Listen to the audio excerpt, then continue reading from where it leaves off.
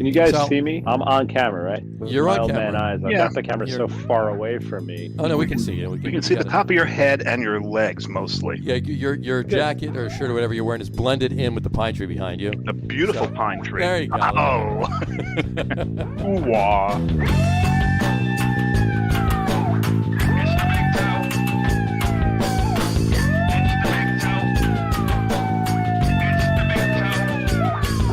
They found him face down in his waffles, maple syrup dripping from his fake roll. Who did he see when he heard who was there? Now it seems that he should.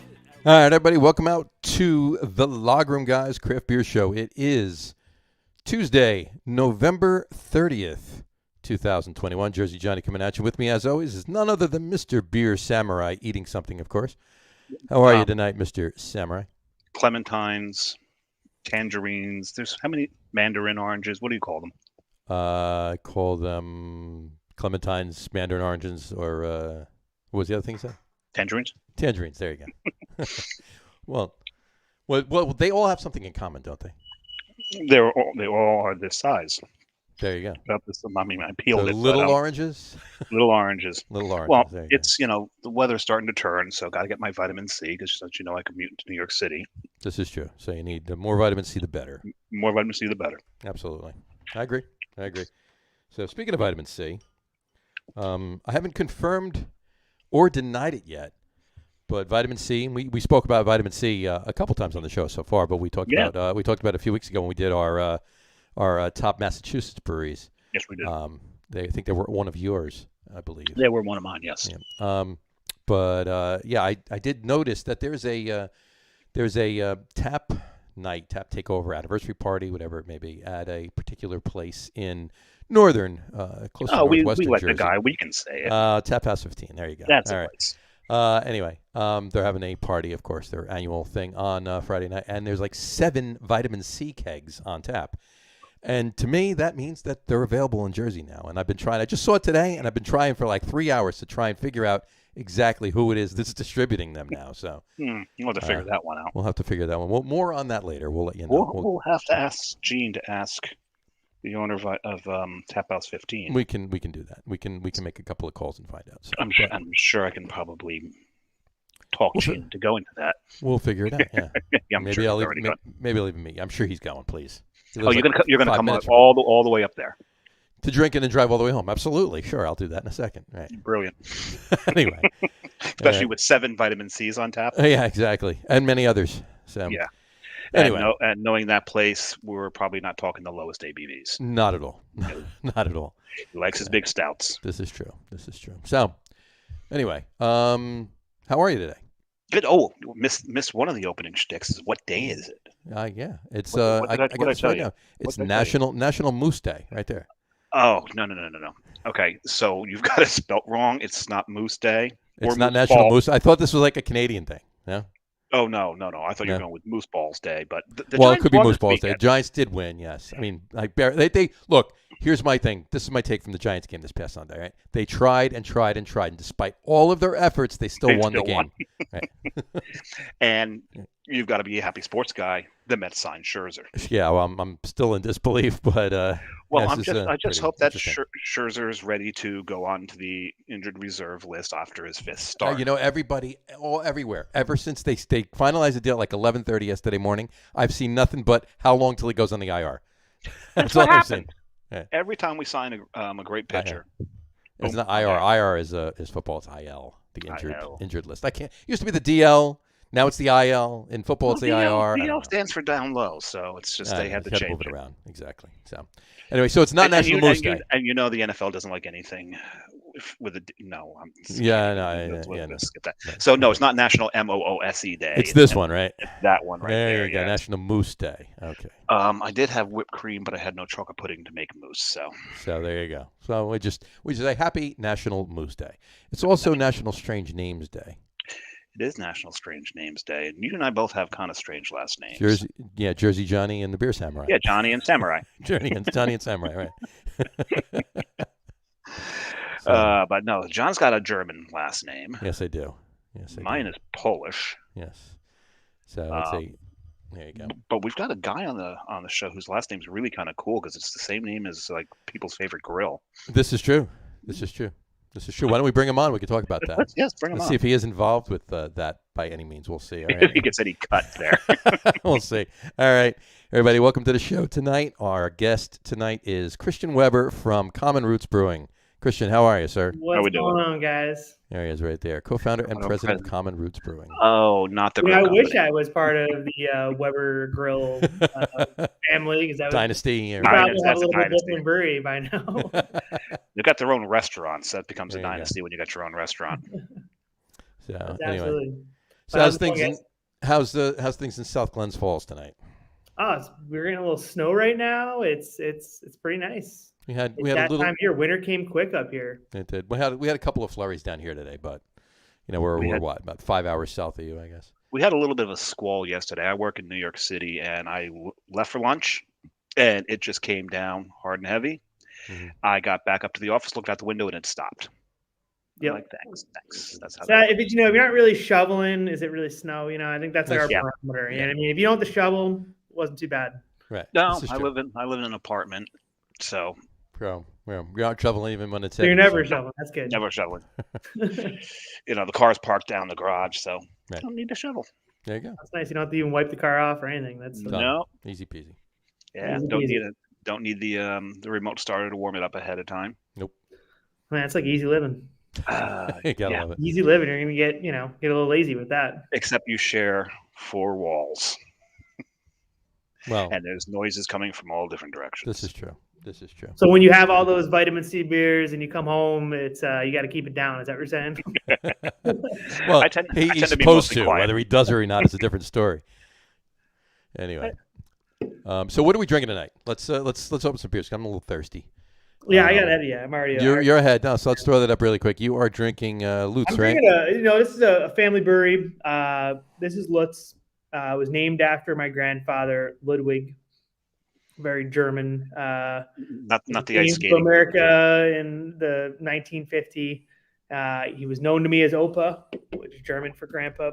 Sure. And we just came out with it. It comes out once a year. It's a Keller style lager, and we actually recently started kind of dry hopping it with some kind of noble hops. Nice. And it was just in time for Thanksgiving, and definitely a bunch of them went down. So, given that this is the lager room show, I figured I should probably be drinking some lager, which isn't too hard of an ask for me. So No, but it's not really too hard of an ask for me either. Just it seems a really big, daunting task for Dave and I to actually be drinking lagers on the show. On the show, yeah. When I'm not on the show, I Right. drink a lot of lagers. sorry, what are you guys drinking? Dave, go ahead. Well, I think the first beers I ever had of yours was when you had Dave was at your sales guy Dave was at Plank Pizza for a Cool. tap takeover. Dave from Remarkable. Dave. Remarkable. That's right. Yep. And he was there, so we ran through some of your beers, talked about them. Got a couple of flights and ran through, and I've got to say, what's the coffee stout that you've got? Cup of coffee. Coffee probably. cup. That's Yeah, it. And that was my favorite of the whole thing. There you go. nice. Really, It's really definitely enjoyed an OG beer for us. That was one of the kind of original ones coming out. The guy. So we always use Crew Coffee, and Crew is actually owned and operated by a guy I went to high school with, and when he was kind of building up his business, and we were still, expanding as well. He was actually roasting in our back warehouse for a bit, and it was cool. tough sometimes. The smells of coffee coming through the brewery. I mean, brewing has a lot of great smells, a lot Sure. of great smells, but coffee always smells freaking good. It's ridiculous. So And he was back there making bacon on the Weber grill. yeah, that's Yeah, the only exactly. thing. That and bacon. Well, any grill that Christian owns is a Weber grill. I mean, no This matter, is true. So, but So, anyway. but because of Coffee Cup being my favorite beer of that flight, I decided to go with a coffee porter. There you go. Right? And so going with a Wake from Night Shift. There you go. It's awesome just beer. up there a Really couple good beer. weekends Always ago a and tasty beer, yeah. got it in my night shift glass. And even doing it proper too, in proper glassware. Proper glassware. There you go. Actually, technically, it's not proper glassware considering the guy told me this is one of their wine glasses because they make wine now. They There do. you I'm like, I'll drink. John knows. I'll drink beer out of anything. Yeah, exactly. Almost anything. Put it in a line of shoe with plastic and pour beer in there, and you'll drink it. I won't, but he will. I've drank boat beer out of a martini glass before. You have. So. You drink boat beer out of a boat too, but that's besides the point. Anyway, all right. Gravy My boat. beer. Ooh, there we go. I got to do one out of a gravy boat. You have to do it out of gravy boat. Yeah, well, it just makes sense, right? Yeah, got there it. You go. What are you drinking, Johnny? I am drinking from Treehouse Big Peach. It's a Peach. 8.2% double New England conditioned on an aged IPA, right? Conditioned on peach puree. Yeah, conditioned on peach puree and freeze dried peaches. So it's Nice. pour that and see what that looks like. I was just up there a week and a half before him. So yep. So one trip that we didn't meet up. Yeah. No, it was a week off. Still got some Julius left. Do you? And Rover. Got a little bit of Liz pour going on here, so it's all good though. So, Christian, Liz Poor's a term out of Rhode Island. I lived in Rhode Island for a year, and one of the most active people on Facebook in Rhode Island in the craft beer community is R.I. Elizabeth. And anytime you overpour a beer in Rhode Island, it's referred to as a Liz pour. A Liz pour. Because she can't pour a beer to save her life. There you go. It's not bad. Yeah, nice. That looks pretty good. Nice head. All right. All right. Works. Cheers. Yeah, cheers, guys. Cheers. For sure. Well, I like that. It gets a reflection of the screen. That's pretty damn good. It's funny. It's kind of trippy. My camera angles here is reversed. Everything Is it really? Yep. You know, I'm like, oh man. So I put it down. So like if I'm pointing that way, but my screen's going that way. Yeah. So. Well, yes, John and I have gotten used to this. At first, it'd be like, okay, so I've got the can pointed the wrong way, so you I'm got to turn it. Okay, there we go. It takes a little while to get used to. Exactly. So, anyway, all right. Let's start a couple of questions. We'll start off like we always do on every show. We ask everybody. What was the first craft beer you can remember having? It can be an ish. Yeah, an ish. I think it was probably definitely either a Long Trail or a Sam Adams that I had either snuck from my parents, or they allowed me to, have a sip of something, but they always had that. I think that was probably it, or maybe even a Saranac. Like sometimes they would get like a Saranac mix pack, Right. Sure. It would have like the Dark Forest and all the other stuff in there. So I think it was probably within that realm. I think maybe going to college, there was a little brewery in Vermont that I remember this spot where I had a fake ID, or I didn't have fake ID, but I did. I would get Trout River. I don't think they're around anymore. They were kind of going up towards like Jay in Vermont. Okay. And I remember like going there and like not knowing what the hell I should get because I'm all nervous but I wanted something that wasn't like Keystone, because we could just get that from whoever was buying this beer. Mm-hmm. And I remember like, I got a 6-pack of this, and I remember feeling it was pretty. I couldn't tell you what it was, but I think that's that's probably my initial kind of your initial other than sneaking a beer, having a sip of something. Right. That was your initial beer. I got you. That's cool. That was it. But I mean, if we were to talk about like when I had these moments, it wasn't necessarily those, but those happened later, But that was definitely some of the first times where I was having something different than like sneaking to Labatt's at some friend's house or something like that. Sure, yeah, absolutely.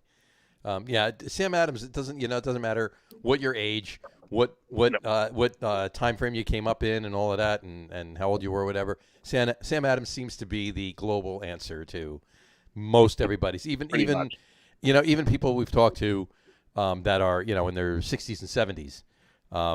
Sam Adams was the most of the time is the go-to. So well, the first they were like there weren't a lot of breweries in the 80s, right? No. So Jim Cook, Sam on the East Coast, Sierra Nevada on the West Coast. Sierra Nevada, Ken Grossman. I mean, Red Hook. There's a lot of spots that were definitely in that that class of first 80s brewers that really kind of paved the way. Absolutely. So there you go. Yeah, cool. What was the first? You talked about like these aha moments or whatever. What was the first thing, and not necessarily beer by any means? Well, a specific beer anyway. Was the first thing that got you like into? All right, this is for me. Not even just talking about your business or I need to open a brewery kind of a thing, or I'm brewing now. Just that. All right, beer is it. I'm drinking beer. I'm a beer drinker. That kind of a thing. What was the what first got you into the whole industry, even if it was just as a consumer part of it? You know what I mean? Yeah, I mean, I think definitely. I mean, you're right. There's a difference. I think because my folks were, definitely, early craft beer drinkers, and they always that was the beer at the house. They were wine drinkers, but there was beer that was going to be the thing. Mm-hmm. I think that was always that set a standard for me a little bit. So, like I said, my first time going into I don't want to call anyone out in the show, but in my college town with the ID that wasn't mine, going in and trying to buy, that was that was why I went to that style. Sure. That being said, I think I had my first, what got me into the industry was homebrewing, and then, led to working at breweries. But I remember going up to a spot in Maine. Maybe you guys have been there, Ebenezer's, and this was back in like 2007, maybe. Mm-hmm. And I remember going there for the first time, and I'd read about them, and I knew, from like when Rate Beer and stuff like that were more like the forums that you would go on. Sure. And I remember going there and having really my first like lambic and my first goose. And I went there for that specific purpose, because at this time, at least in the East Coast, that was really where you went in New England. Sure. To get these styles of beers. They weren't being imported as regular as they are. And not realizing I was talking to, Chris Lively, the owner, this guy who's been like knighted by the Belgian government. I ended up, kind of shooting the shit with him for quite a bit, and, getting all jazzed up and trying some of these beers. And that's when I was like, yeah, this is the industry. This is something that I need to have, and I need to drink this more often. And I think that opening that world of a whole different style that I wasn't even aware of yet when I was, 22 years old at the time was probably my into the industry, in terms of like, this is what I want to drink. Gotcha. And I want to do it more. Gotcha. That's awesome. You were actually BSing with him for a while in that situation. That's awesome. Well, as a young guy too, like, I mean, if you guys have been there before, mm-hmm. Ebenezer's. I have not. You haven't been to Ebenezer's? I thought you were. No. Mm-mm. John, what about you? Have you been to the? Yeah, so you're well aware, and especially I had a flip phone in 2007 or whatever it was. This wasn't like you can go on. It's kind of in the middle of nowhere, and it's on like this golf course. You pull up, and I read all this shit online about it, and I get in there, and I'm kind of getting my bearings a little bit. Like, am I really in the right spot? I had like the actual GPS on the car, not like, like, I'm like, I think this is what it says. Right. And then going in there, this is right. Okay, yeah. This is it. And, you see the beer list, and, and it was, and not knowing who I'm even talking to at the time, who was, was definitely a guy that definitely brought a lot of Belgian style beers to this country. Mm-hmm. And, a lot of people would make that homage just, up to Ebenezer's to get to try Cantillon and Trefontaine and beers like that, obviously now with the internet and trading and just the amount of imports that we have access to, it wasn't like that then. So you would have to go to spots that really you had to pick and choose where you were going to go to get any of that. Yeah, absolutely. Yeah. Not to change the subject really quick, we got a couple of things. Tony Drury, howdy from Durango, Colorado. Durango, Colorado. Him and his horse. Yes. Or is he the horse? He's the horse. He's the horse. Yeah, He's the horse. He's the horse. Yeah. He's the horse with the guitar. Yes, that's funny. And Brian Alt. Cheers, Brian. Cheers, Brian. Cheers, guys. Both of you. All right. Cool. All right. When did you first start brewing? I mean, you like you said, you have a whole family history of. Talk about that a little bit.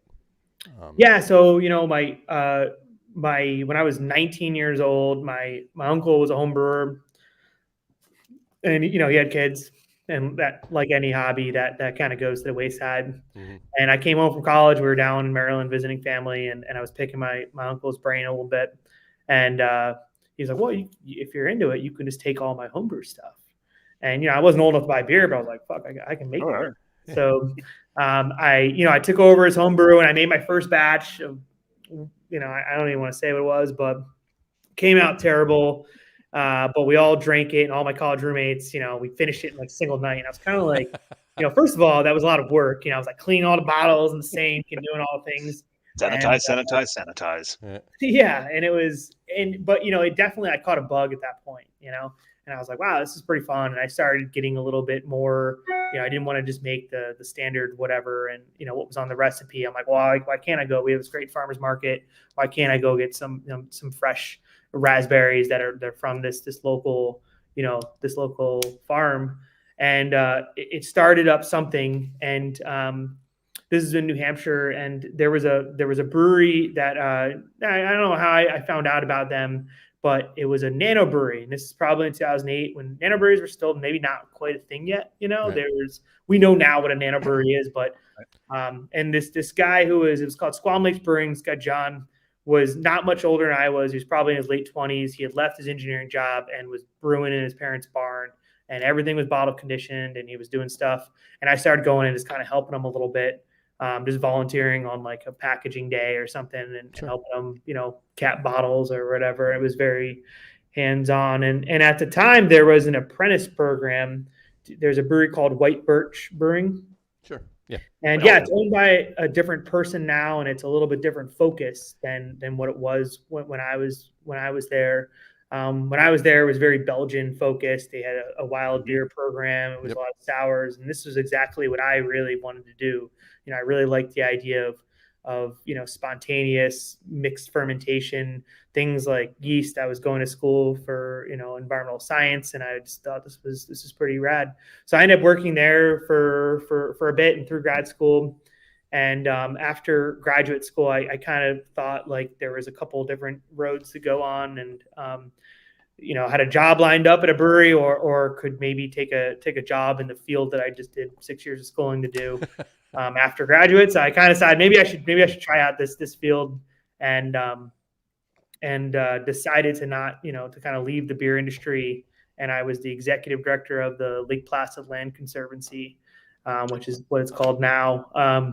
And great, loved everything, loved that town. We were just talking about it before the show started. I love this. I made most of my life decisions kind of based around skiing. So that was perfect. I could, get first track, still make office hours. It worked out. Not a bad thing to do. Yeah. Not a bad thing to do. But, I got there and I kind of found myself, to be honest with you, like sometimes I finished my entire week's worth of work and like by Tuesday, and I'd be like, what? It was a job that I was certainly passionate about what we were doing. It left you a lot more time to ski, though. And it left me some more time to ski, but also, my mind wandering a bit. But so the office building I was in was also shared by Chris Erickson, who owns Lake Placid Pub and Brewery. He also owns Big Slide, and he's got a new project he's doing in Saranac Lake right now. And we would have some beers, and he knew I was a kind of former brewer, and we started shooting the shit a little bit more often. And it was kind of what I kind of needed to be like, yeah, I do really need to get back to this industry. And, I kind of came to him and I was like, hey, I'm thinking about starting a brewery. And he was like, that's great. And, he pretty much, to be honest with you, gave me his numbers. He started sharing information and became quite an advisor for my business development when I was kind of pitching this out to banks. And I would definitely say he definitely was certainly a catalyst for getting me back into the industry and helped me out. We're great friends now, and but yeah, it was definitely it was interesting to have this kind of web of different paths to get just back to kind of where I wanted to go anyway. Sure, that's awesome. Yeah, and Lake Placid Pub and Brewery, John knows I love that place. Absolutely. Oh yeah, I mean that's a staple. I think my favorite New York beer. What was one of your favorites? Was it your favorite? No, I think it was number one. Your favorite was number what one. Was it Ubu? What was it? Ubu. Yeah. Of course. And I explained to everybody, you can see it on the shelves and the bottles. That's not really Ubu. You have to be drinking it in the brew pub. Yeah. See, bro, when he was up there, he actually brought back a crowler, and we actually did a beer dinner with Carton Brewing. Cool. At a local place in North Jersey, and we did the show live from there. We actually drank one of the beers we drank on the show wasn't Carton, was actually Ubu. So that's awesome. Augie's also an OG guy too. You know what I mean? Sure. Appreciation for Chris and Augie. We're definitely another kind of round of people that came into the industry at that similar time. Absolutely. And just remember, don't say his name again. No, Yeah. you said His it name twice again. already. You say it 3 times. The third time you say it, he appears on the show. That's fair. Okay. So, but Like some sort of witchcraft. yeah, that's a long story. I'll tell you about it later. But in any event, running joke. No, Augie's great. Yeah, he's Oh, fun. you He's just- like, You just oh, said I it. did say it, That's it. didn't I? You just said it. Damn it. Let me text him really Hopefully- quick. Don't come on the show. Yeah. Wait a minute. Is it 3 times in general, or one person has to say it 3 times? I'm not I quite guess sure. 3 times in general. I don't know. Maybe it's like Bloody Mary, I where don't it has know. to be the same person. Exactly. All right. So And you're- Chris can't say it again. I can't say it another 2 times, and you can't. Well, you can do whatever you want. I don't care. I can say it twice. I just can't say it thrice. Thrice, right? Exactly. All right. Anyway. All right. So you decide you want to open a brewery. So you're getting out of that. You decide you want to open a brewery. What year is this that you decide? Okay, hey, I got to do this. It was probably between 2011 2012. Okay. Yep. All right. And how And- long did? We'll Okay. say then why Glens Falls? Yeah, so I grew up in Lake George. My folks are still living there. My parents were both teachers. My mother taught at Lake George. My dad taught at BOCES, which is a vocational school. And I started kind of developing this business plan, and very quickly, having the industry kind of knowledge that I had, prior to opening, realizing that there was, we needed to be somewhat sizable to do this from day one. I didn't want to be, as much as I have an appreciation for, doing it maybe as a nano brewery from day one. Right. Yeah. I wanted to have a little bit more volume from day one. So Sure. I was kind of realizing that I was probably going to need, being only 26 years old when we opened, or whatever it was when we started, not a lot of banks are going to take me too seriously. Having, I've just basically been either in school or graduate school or working for not a lot at a brewery. Mhm. So I started kind of, the search of a business partner. And my father was just getting ready to retire, or had just retired actually, and was working for, Cornell Cooperative Extension, kind of part-time, kind of figuring out what he wanted to do next. And my mom, my dad, and I went on a biking trip together. And, I was kind of fleshing out this idea with them, like, hey, I'm thinking about leaving this position. They're like, what? You just had this big merger. It's this great career, and you're the director. And I'm like, yeah, I'm not stimulated by this. I think what's making me happy is something else. And, the more we talked about it, my mother really kind of hooked my dad in, and she was kind of like, you guys are perfect. You guys get along great. You guys love, doing things together. This, you're looking for something next that you're not stimulated either, this is perfect. And, Yay, so, Mom. he got involved, and, we threw this, business plan together and went and pitched it to the first bank. And it was like, if you could have been kicked harder in the crotch, I don't know what else. It would have been like to get like pretty much like, yeah, this is great. I don't think this is for us, and, we weren't bringing this like big, bank account to the table. Sure. It wasn't just like, unfortunately we didn't, we weren't part of the Weber dynasty of girls there. So, You should have told me you were. Yeah, I should have told me where. And so, we, after pitching to banks, because, we wanted to buy this building, wanted to, have this bigger system, all these things. And this one bank guy who tried hard and it just didn't get through underwriting was like, you guys should really go to SCORE, which is this free business counseling service through the SBA. And I was like, at this point, I'm like, okay, whatever, like now I've left this job pretty much, or put my notice in. I got to do something here. And we ended up working with this kind of great team of people. And you know what? Sometimes it's who you know, right? And not realizing the person who we were talking with happened to be kind of a guy at the time before he was retired that knew some bank execs and stuff. And he ended up he's like, all right, we're gonna pitch to this bank now. And I was like, well, just one bank? Why not like 10 banks? What are we doing? Like I've been laughed out of 10 banks. I need more than one. He's like, no, we're gonna go to this bank. I think they're gonna be good. And I did my normal spiel, and I was like, oh, I'm Christian. This is my resume, and here's our ideas, and we're gonna do all these different beers. And they're like, okay, I think we can get behind this. And then I was kind of like, wait, what? And that was crazy. That was in 2013. Mm-hmm. We hooked the bank. We bought this building, And we closed on the bank loan on February 6th, 2014. There was like a government shutdown in 2013. Some other stuff happened. Right. And February 6th, we literally, after the bank closing, my dad and brother-in-law and I walked into the brewery, or what was the brewery, and put a sledgehammer through one of the walls. And I don't think we had more than 10 days off until December 19th, 2014, when we opened our doors. And when I say it was a community effort, I always say Common Roots is built on community. And it really is. And I can say a lot more of that now, obviously, from some things that happened in history. But, my father was, working, being a vocational teacher. All these other vocational teachers came in with helping us out in the trades, with plumbing, electrical, and, all these family members and friends that came out of nowhere. They got so excited about, hey, these guys are going to open a brewery in this town. So it was, it was like, wow, this is, we were just overwhelmed by this community support that happened before we opened. And then, we opened, and it just continued from there. So it was always part of our kind of ethos to, to be kind of entwined in the community, and, the greater South Glens Falls, Saratoga, they've been so good to us. And it's, the capital region's a great part of New York, and we couldn't be happier to be here. Yeah. That's awesome. That's awesome. It really is. It's a great story. There's a shitty part to the story, though. Before you even say it, I got to tell you a story. So I was on a podcast on the West Coast, right? And we were like, so I did a pre-interview a week or so before with this girl, and I was going through, and she's like, okay, questions. I was like, yeah, we can talk about that, and if you want after that, we can talk about the fire and then move on. And she's like, okay, great. So the host then reads the pre-interview questions, and he had no idea about the fire. And he's like, okay, yes, this and that. He brewed here, okay.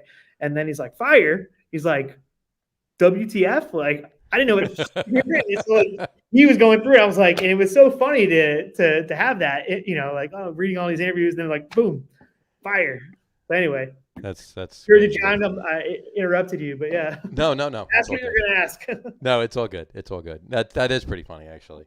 In an odd way, but yeah, it's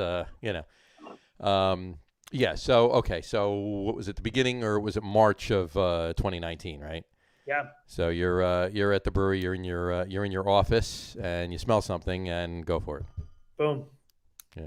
Yeah, it was. It's funny because how you're on your phone or whatever, you get these like time hop pictures. Yep. Pop up. Sure. So the weekend, the fire was on a Monday. The weekend, Sunday, Thursday through Sunday. Prior to that Monday, we were in Indiana at Uplands Brewing doing like a sour beer fest. Okay. And so they do it in March. Yeah. We had a bunch of pictures from that just popped up, and I was like, wow, how crazy is that? Because when I was taking those pictures, I had no idea that that Monday my life would change the following day. I know what you mean. Days after, but yeah. So in my office, start smelling some stuff, walking around, not figuring out what it was, and we had a boiler vent malfunction, and there was basically in the chase behind my office where the vent stacks ran up through, a vent had just malfunctioned, and it was spewing basically exhaust fumes into the chase, and that only had so much time it could do that before it would ignite. And it ignited, and I started seeing basically black smoke behind my head. And we were full tap room, probably max capacity, doing like a trivia night or something like that. Hey. And we got everyone out. And I remember looking down. We had this like mezzanine where offices were, and I looked down the spiral staircase, and like I said, bartender looked, and I'm sure he saw like the panic on my face. I'm like, "There's fire! You need to get everyone out." And everyone was out of the facility pretty quickly. And, I go downstairs to where I can look up through the chase, and I like an idiot, I grab a hose, and that's, obviously not going to do anything at that point. And then I start being like, okay, I need to get shit out of here. So we had just done this collab with KCBC, and we had just moved it to a blending tank. The blending tank was actually on wheels. So I wheel it out, I grab the fork truck. I'm grabbing like a pallet or whatever. And then, I fire person came in and was like, hey, Christian, you got to get out of here. And then within not too long, the brewery was gone. Yeah, the whole thing burned. No one was hurt, thank God. And that's really all that matters. That's all that that, matters. yeah. That's That's all that matters. No first responders were hurt. Nothing. Everything was, it was just a building. Mm-hmm. And that was it was a tough night. Yeah, that was when I first heard about it. Even a couple of days later, I was actually at the time managing a bar in North Jersey, and I brought you in a couple of times from Remarkable or whatever, and the Remarkable rep told me what happened, and I actually wanted to do some sort of a collaboration with you. But when I first heard that it hit home, we'll leave it at that. I'll tell you later. But story for later. We don't have to bore everybody. The show's about you and not me. But anybody who watched the show from the Cloverleaf has heard this story. Yeah, this is true too. So we'll talk about that later. But in any event, the most important thing is that nobody got hurt. Absolutely. You can replace fermenters. You can replace beer, and you had good insurance. Yeah. So there you go. So sure. Things you don't think about till you need it, right? No, yeah, exactly, exactly. I mean, yes. I mean, it was wild. I mean, I remember having a real oh shit moment. We had just broken ground on an expansion. We acquired the property next to us. Literally, the foundation was being poured the next day for phase 1 of this expansion. It was like they had the footings in because that 8 a.m. the cement trucks were going to start coming to pour all the concrete and whatever. And we were growing. We had new bigger tanks all of a sudden. Now we had a staff that we had benefits for, health insurance. We paid their families on our health insurance plan, all that stuff. Sure. And I remember just thinking like, oh my God, like what are we gonna do? Like this is everything. You know what I mean? I cashed in my retirement to do this, and now it affects other people. You know what I mean? Right. And I remember having this I had 2 pretty big breakdowns. I haven't really talked about this too much, but one was I went and sat with the fire New York State fire inspection team. They come up always to make sure, figure out what happened basically. And I got into their kind of makeshift, looks like an ambulance, but it's actually an office. It's kind of weird. Right. And I remember just being like, just kind of breaking down for a minute, and they gave me a couple of seconds. They're still putting, they're still walking around poking shit to see if it's on fire. And then, it's called overhaul, but yes, whatever it is. And I remember that was one. And then, we went, I went home that whatever time it was, like 4 a.m. You know what I mean? And got, an hour or 2 of sleep before having to go back. My lawyer's like, oh, he stayed at the scene, whatever. And I was about to leave, and I was like kind of looking at my wife about to walk out the door, and I just kind of collapsed, and I just started crying. It was like it just felt very overwhelming. Like I don't know what to do now. It is. I don't know what to do. There's nothing out of the normal that you did. Yeah. There's no way to prepare yourself for that, and there's no way to know how to deal with it anyway. So I mean, it's just something that happens. It happens. And that was a big thing. We had a little powwow at that point, with my wife and I, and like, guess what? The hardest part's already done. It is. It really is. It really, really is. You're absolutely right. The brewery's gone. Now we just got to start. Now, okay, where do we go? Now we go, and it became like, okay, now it's power mode.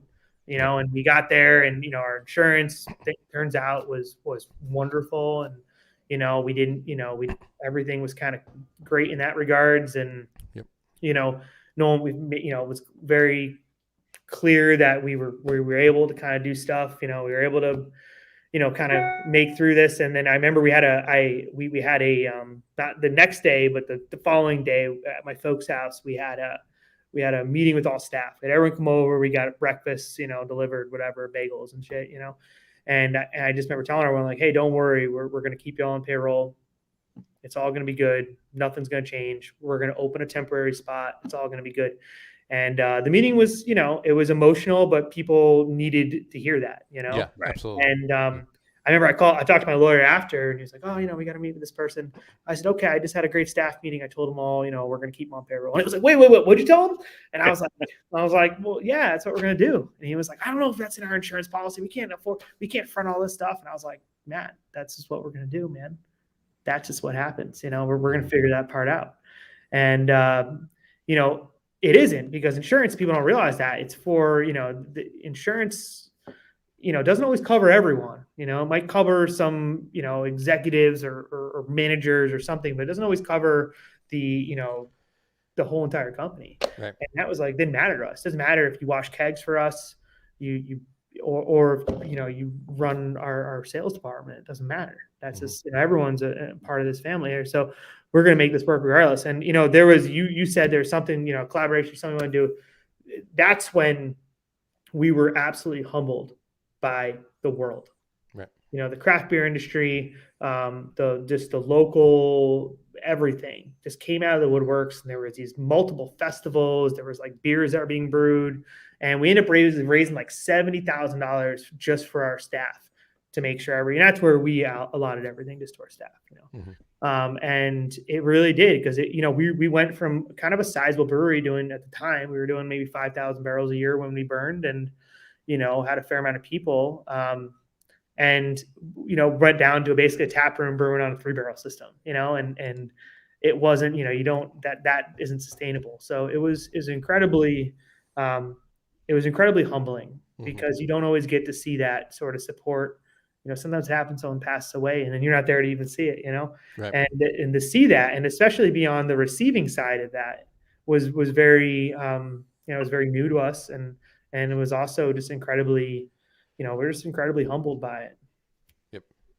And rightfully so. And it is very humbling. Again, we'll talk later, but, whatchamacallit, the craft beer community too, other breweries and everything rally around you too, as well, from, oh yeah, we got calls from brewers in California. It was crazy. Like, oh my God, we heard what happened. You know what I mean? It was overwhelming. And yeah, it made us, it was, you make lemonade out of lemons, right? And we have this beautiful state-of-the-art facility. Everyone says, oh, look at the beautiful space you got now. And I'm like, I always envisioned, I got a little 8-month-old, and I always envisioned walking around the brewery and pointing to him to everything that, Grandpa and I did together. And that was gone in a second. It's gone. And it's gone. It's different because we did everything ourselves, and now we have this. But you got some pictures, right? We got pictures, we got enough stuff, and this place is crazy now. Yeah. But it's not how I wanted to do it. I would say that. Of course not. And if I could ever, people were like, well, but look what you got now. And it's like, it's not the same. It's never in the business plan. No, you can't put that in. You can't put that in the business plan. And if you do, somebody's going to be like, "What? Wait a second, you planned on this?" Yeah. And that inspection would have gone entirely differently. It's totally different. Sure. Totally different. So, anyway, but okay. So insurance kicks in. You guys are brewing in the 3-barrel system. You in another location. You redevelop the original location, and now you are how large?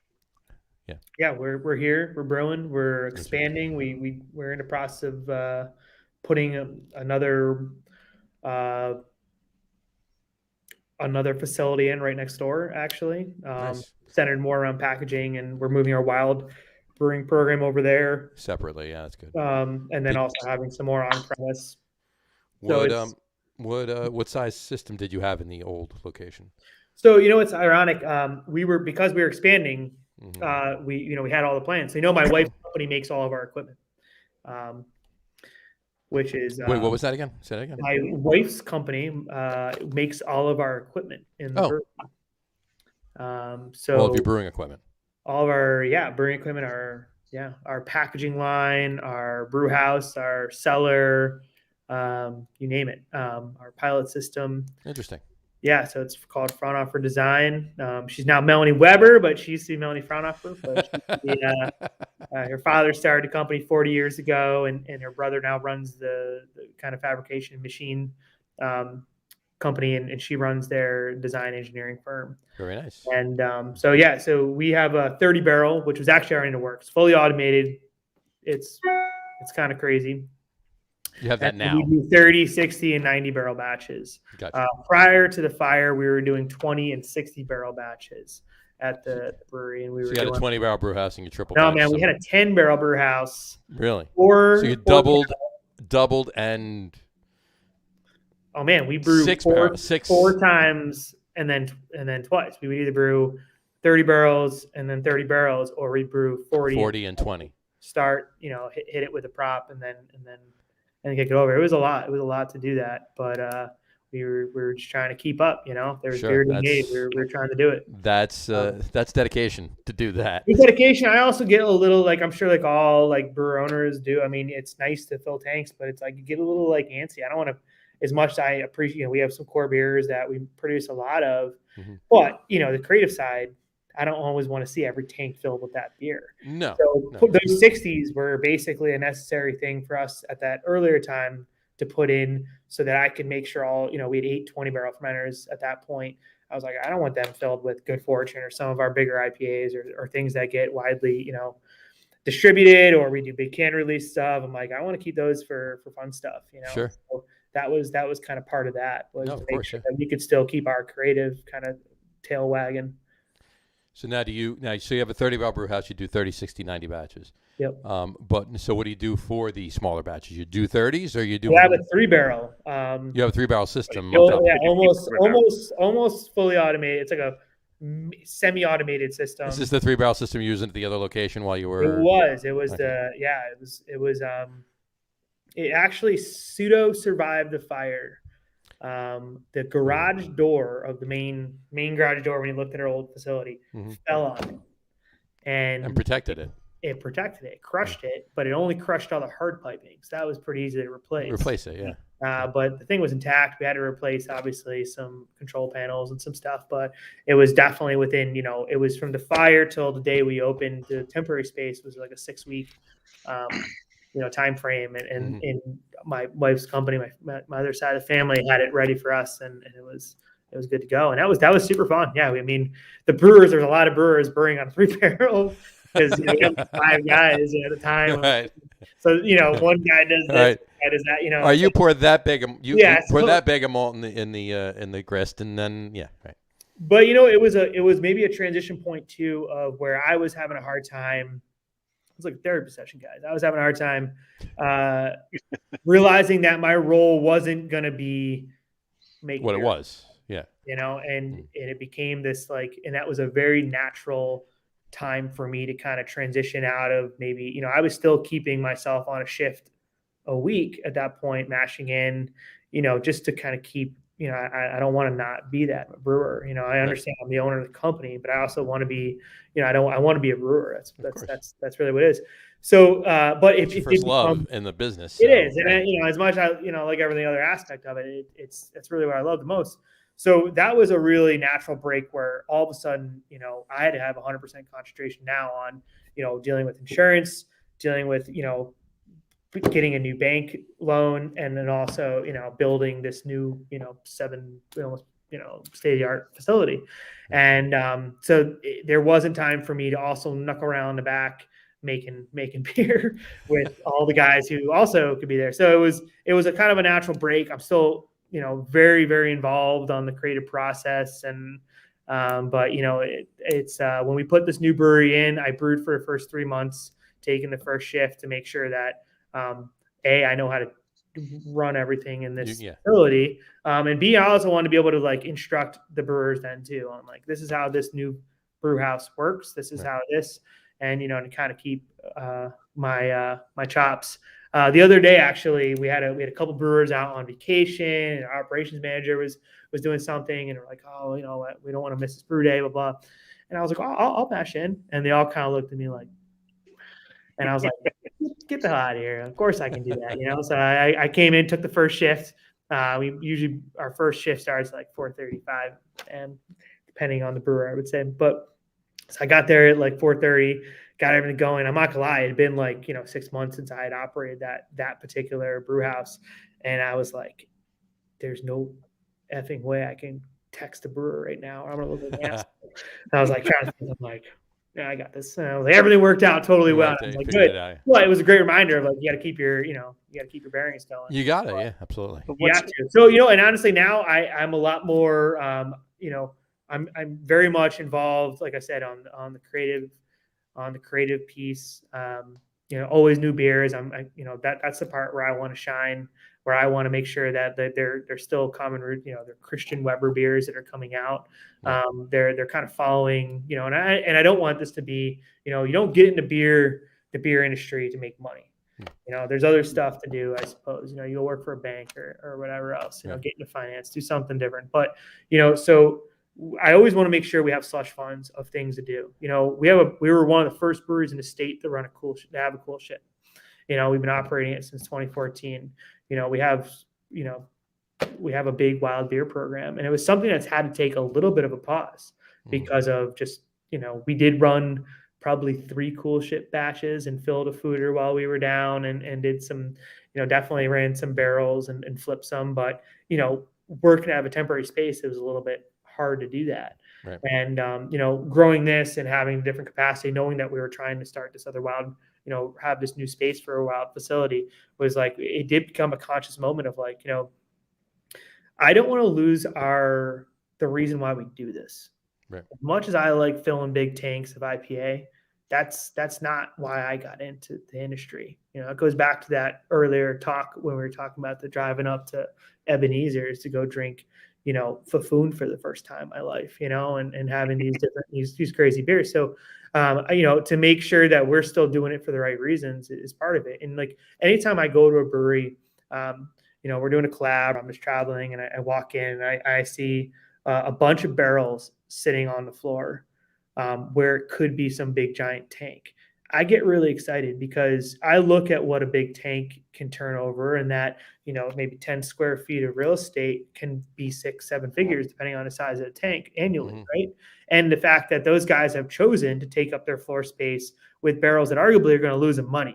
Doesn't matter how much you'll never be able to keep up with that tank that can flip IPA or making some, puree, heavy pureed kind of sour beer, which is totally fine. I'm not knocking that at all, but it's a conscious effort to do it. And I think that's where, I always want to make sure that we're doing things for the right reasons. Right. When it comes to community, but when it comes to also the industry that we so, dearly care about. You inadvertently answered the question I had knocking around in my head, which was, given your druthers, would you rather be that small brewery that is doing the things that you want to do, being involved in the process, keeping that passion for what you do going, or that large brewery that's bringing in the money, being successful, getting the beer out there, having that name? And it sounds like you have struck yourself quite a nice, lovely balance there. I was going to say, it's got to be a balance.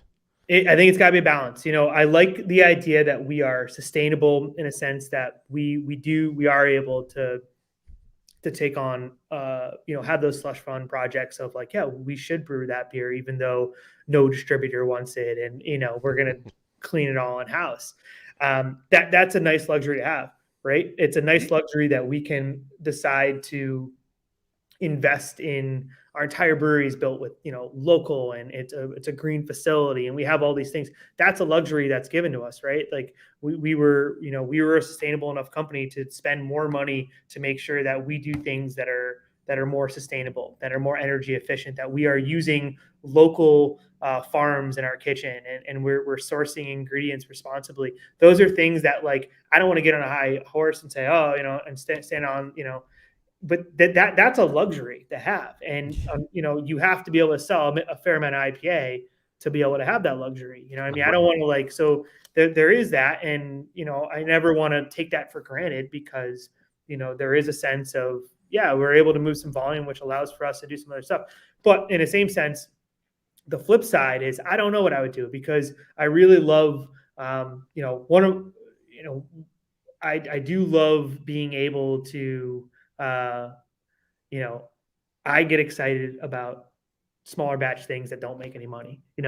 Keith, the guy you've been emailing up a lot, he's moving into kind of a new role of our company, and he's already kind of doing some stuff, but his background was in finance. And there's plenty of times where I've come to him and I have this idea and he's like, I don't know, man, that's not going to make money, and I was like, but that's kind of okay too sometimes, it's okay. Yeah, if it's not going to be a loser, if it's a break-even kind of a deal to do something that's a passion for you, it's a different story. Sometimes it's okay to take a hit if it means that you're going to, you're pushing your brand to the limit. You're pushing what you think is important. And, if you're going to do stuff, it's a different industry than it was in 2007 when I started, starting it. And it's a different industry, even from 2020 when the pandemic started.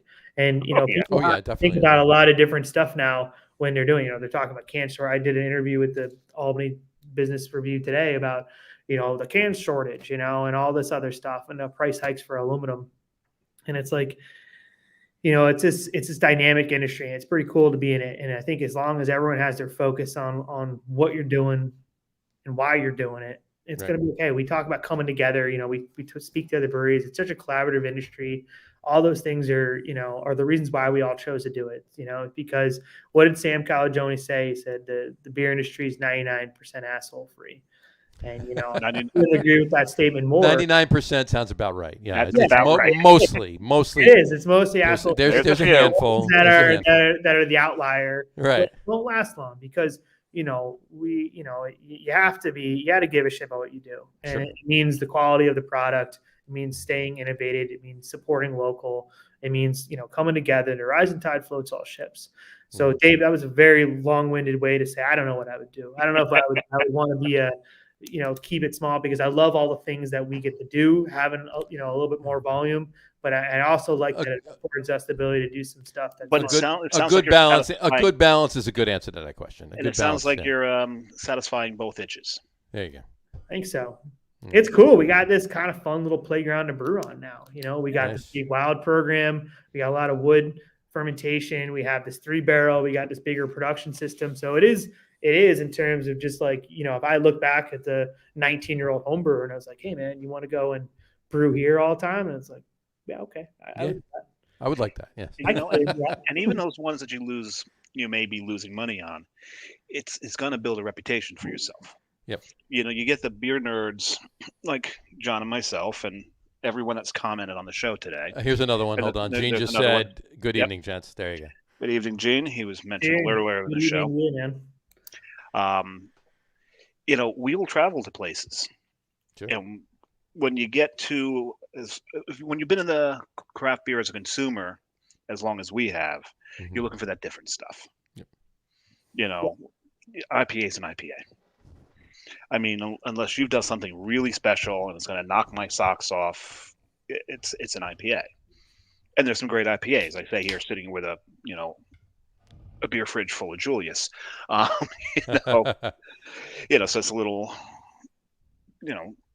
hypocritical there, but it's that different stuff that you look for. Exactly. Like you said, you had one of the first cool ships in New York. You don't get a lot of cool ship ales out there. No. So you really don't. Looking for that stuff, the different flavors. You open the show up with a Keller beer. Not a lot of breweries are doing Kellers, and you're doing it yearly. And that's awesome. A wonderful thing. It's an awesome thing. John will always look for a Keller. Everywhere I go, if I see a Keller beer, it's the first thing I'm having. Usually with me, it's a Czech lager. Yeah, I mean, there's nothing wrong with that. I think that's one of the first things. I'm certainly not shitting on IPAs because we. No. You need them every now and then. You need them. We Yeah, brew a lot of them, but I will say that, when you're traveling and you're going to a new brewery, especially one you never heard of, you're in some small town and you're like, oh, it's great, this is wonderful, and I'll look at them and I'm like, oh, cool, they have hazy IPA, they have this fruited sour, that's great, and then I see they have like their whatever lager. Right. I'm like, that's what I want. That's what I want to try. Because I'm maybe a little bit overly exposed to hops, like every brewer says. But that being said, is what lagers are very polarizing. There's not a lot to hide behind. And no. To brew a really clean, crisp lager is, I mean, Sean you're leaving it on the table right there. Yeah, it was. We've said it for years, and Sean said it on the show. Yeah, Sean Lapolito said it. If you want to prove to me that you're a great brewer, brew a lager. Brew a good lager. Brew a good lager. Yep. There you go. I was just gonna say, I'll look for a Keller beer. I'll look for a Kolsch. I will look for a Chasing Night. The next time you brew Chasing Night, let me know. I'm just gonna get in the car that day and drive up to Glens Falls. Oh man, don't tell Keith that. I am a Schwartz beer whore. Okay. Yeah, that's not that is not an underestimation right there. That's not an understatement whatsoever. Yeah, not at all. But you know what? There's been like a movement. I mean, like I've seen a lot lately. There's been a lot more Schwartz beers lately than there have been in the past, recent past anyway. Mm-hmm. And there's been a lot of dark Czech lagers lately too. Mm-hmm. A lot of breweries are making basically the aforementioned Czech Rover. Schwartz beers. Rover, right? Yeah, exactly. Yeah, Rover. Sure. We just all opened our second beers. We did. And we had no. We didn't say anything of what they were. Here, we'll just put them up. There we go. Okay. Here we go. Chris is drinking Common Roots Lager. Common Roots There we Lager. go. There we go. Had to do it Cheers. for the show. Had to show some respect here for the lager guys. There you go. We're not drinking lagers. No, we're not. Samurai's drinking Dogs of War from Carton Brewing. I'm not gonna say the first name of the. It's going the wrong direction here. See, I'm having problems with There you the go. direction. Dogs of War. This thing's got what? Raspberry, cacao nibs, chipotle, There you go. and cinnamon. So it's so kinda so like so so it's a like a standard raspberry stout, neck- is what you're saying. Yeah, it's standard stout. There you It's, go. it's like a Mexican stout with Raspberries. raspberry in it. There you go. Works. And I am drinking Brunchmaster from Bunker Brewing, right there. It's a maple syrup bourbon barrel aged imperial stout with blueberries, vanilla, coconut, and cinnamon. Again, standard stout.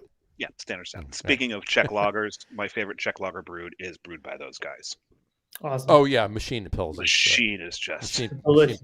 Machine Pills is delicious. Yeah, absolutely. So, all right. We're in Boston. I was in Boston at Tip Tap, and I ordered one beer. You Wasn't all did that text me fond when of you it. were there, yeah. And then all of a sudden, like I realized, oh my God, they've got Machine on. Mhm. What am I doing? Just bring me a lot of those. Just bring me keep those yeah. coming. Yeah, you see it low, just bring another one.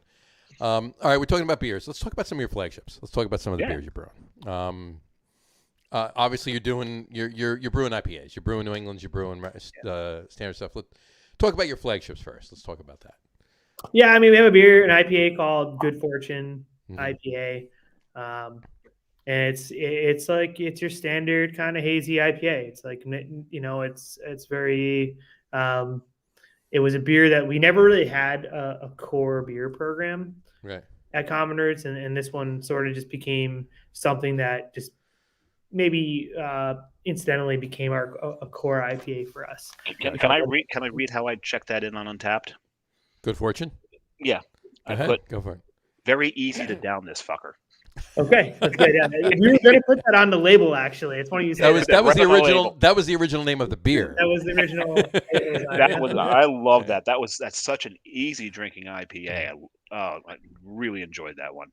Yeah, it is. Yeah, so, I've I had mean, it it's- several times. It's good. It's definitely, my mom was an IPA drinker until that beer came out, and that was now it's her go-to beer. It's her go-to. That's awesome. That's great. So yeah, I mean we have a fair amount of IPAs. We have a lot of rotating IPAs. You talked about Coffee Cup. We have some session beers that we do. We have some ones that Common Roots is also very everyone that I would say not everyone, but a lot of people work here. We're very much, the active lifestyle, being outside, doing stuff, recreation is really important to us. Sure. The work-life balance is important.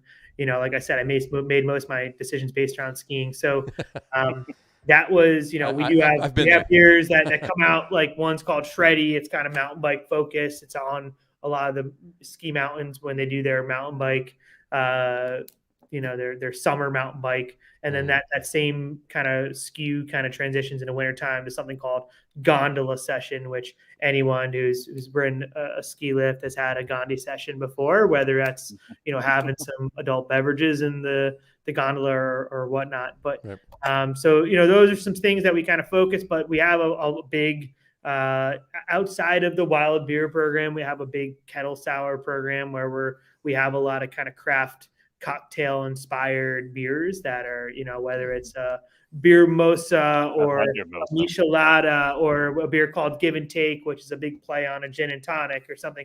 And then we have this whole series called Tasteful Deception, which is like a kind of a kettle sour with some fruit.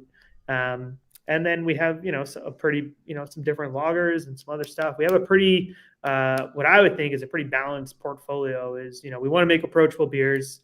We want to make beers that are, if you're not a beer drinker, we still have something in your portfolio, in our portfolio. So, we do quite a bit, and but things that get widely distributed down to Jersey, we distribute to like 10 states. Is Good Fortune's a big one. We have a session series that rotates hops. So, but for some reason, Citrus Session seems to be the one that we ended up brewing the most of. And then lager, our kind of house lager, is also a beer that gets out there quite a bit. Nice. That's awesome. Going through my check-ins on that day, and I seem to be pretty IPA IPA heavy on that. IPA, did you say? Hazy IPAs, Hazy but IPA. Space I Or really IPA, like. if you were. IPA. There you go. Like I told you, next time you brew chasing night, let me Chasing know. I'll night. just drive it. Next time you basically just said next time you release Give and Take, let me know. I'll drive up for that as well. Deal. All right, I can make that happen. It's not that bad of a drive, actually. No. I Depends on when you hit Albany. This is true. Yeah. You got to You gauge gotta your time it. timing in the morning, and get up. Yeah, that's fine. I'm good with Oh, that. another one I liked on the tasting was Super Ultra Modern American. Yeah, that's a funny beer. So it started off at the kind of original year of brewing as a pale ale called Modern American. It was kind of like a little bit of me being facetious, saying like, here's a sort of a not normal pale ale. Here's like something that became like a West Coast style that maybe wasn't quite, we weren't saying that word yet. Pale ale, so I called it like a Modern American pale. And then we're like, oh, we should do one that's like double dry hops. And that's before every beer was double dry hopped. When people were like putting it on their label, it's like, oh, we should call it, Ultra Modern American. And then like every, other asshole, we're like, oh, we should have an IPA then called, Super Ultra Modern. And then, double Super Ultra. And then it just became this like, now we just kind of keep making jokes of it and just keep increasing the ABV of it and making the bigger sister every time. Yeah, and hitting the thesaurus for another word. For another adjective to put in front Yeah, of can we say super duper even more? Yeah. Exactly. So double dry hop, then triple, and just keep going. Quadruple, quintuple, Yeah. sextuple. Yeah, Just so his, the, his, yeah, his. So it did. We did. Stop We the double continuously dry dry hop this beer for 2 We weeks. stepped out, yeah. At a certain It's point, like- it's going back to Sam Cowjoy. It's going to be the continuous, continuously. Continuously, his is continuously hopped in the boil. Yours is continuously dry hopped. You just keep That's true. You just keep dropping muslin bags in the fermenter. Just That's it. For But can I get 2 that weeks. old football set that use that shaker thing above the fermenter? And just keep Hey, shaking more. oh God, that football! Oh my God, my brother and I spent so much time playing that game, and it's just pointless. Yeah, you just keep shaking more. Yeah, more in. Yeah, it's good. Gotta love it. All right, let's talk about your what? Go Well, ahead. before you get there, No. one thing we haven't, and I love to ask this question, John, because I Go for always love the etymology of the breweries. Of course, go for it. Common roots. Why common roots? How'd There you you pick the name? my mom picked it, right? And Look at her. she did, and so Cheers, Mom. I did. Yeah, cheers, Mom. Mom, we're back to the psychology session here. We are. Yeah, I love it. Tell us about your mom. She, when we decided we were going to do the brewery, we're like, oh, what do you, the natural next step is what are we going to call it, Yep. And that's a hard thing. And it must be even harder now. I don't even know. It's really hard now. We've heard many stories of people having to go through the databases to try to figure out a name that's not taken already. Mm-hmm. Yeah, and if I was like, oh, we're going to call it the Beer Samurai Brewing Company, and then I go and Google it, and I'm like, Jesus Christ, there's already that out there. So we got to a point where I was. I guarantee you, Jersey Johnny's Brew Works is not taken. Well, you better if you're going to do it, you better get that going. Because it got to the point where it was awkward. We had Beer Samurai's not taken either. We had the bank loan. We were already doing to start, and I was like, we don't have a name yet. Yeah, really. And distributors are starting to talk to us, and everyone's like, "Oh, tell us what the name is." So you had a corporate name. You didn't have a DBA yet. Yeah. Gotcha. Go ahead. Continue. Sorry. Well, kind of, yeah. And it got to a point where it was kind of awkward. We had to come up with something. So we had all our kind of maybe sitting there, and my mom had brought that up, months prior, Common Roots, and I was like, eh. And maybe it's because my mom and I just didn't want to, hear any advice. But the more we talked about it, we were developing this business plan. Things that were really important to us were, community. We talked a lot about doing things, grassroots and local, and our family's heritage and all this other stuff. And we kept coming back, and we ended up using Common Roots, and we're like, oh man, of course. Your family does have common roots too, so there you go. It worked out. So that ended up coming together, and I kind of sketched something out and sent it over to a buddy of mine who was a graphic designer, and we kind of went back and forth. And the original logo, which is still our logo, kind of was developed, and that was it. We were like, all right, Nice. off to the races. Let's do this now. You know what's awesome. neat? I did Google Samurai Brewing or Brewery, and the first return was Great Divide Samurai, their rice lager. Of course. The second return is actually my Facebook homepage. Well, there you go, man. I would imagine that you're good then. I wouldn't even call it Samurai Brewing. I would call it The Beer Samurai. Period.